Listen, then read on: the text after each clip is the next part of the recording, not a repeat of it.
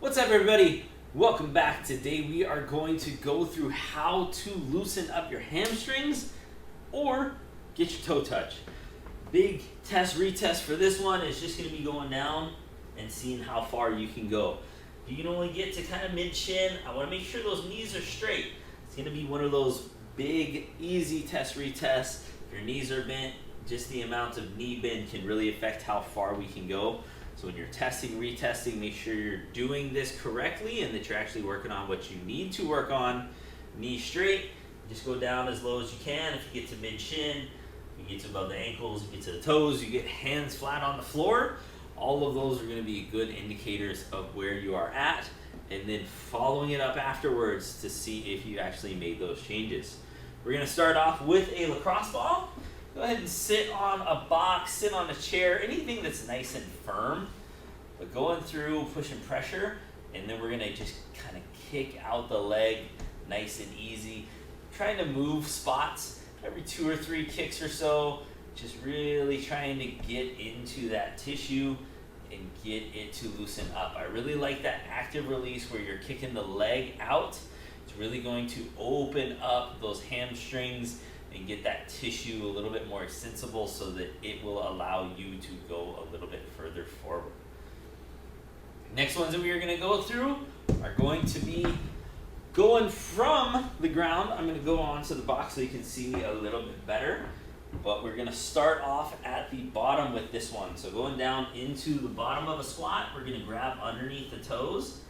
And then all we're doing is working up as high as you can go. If you can get those legs straight, that's great.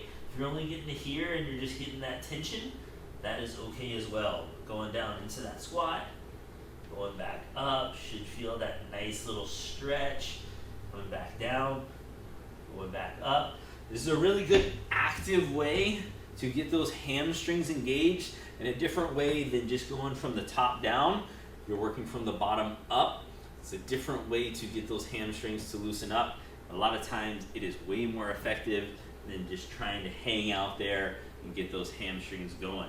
If you are going to just go down, I really like loading it up. You're going to get those muscles active and you're going to get kind of this contract, relax, stretch that a lot of times can be way more effective than just trying to do that nice passive stretching. So we're going to go up onto the box.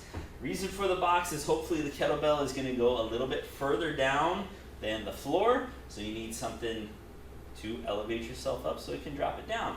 So from here, all we're going to do is nice and easy going down, getting that stretch, that little extra pull from there.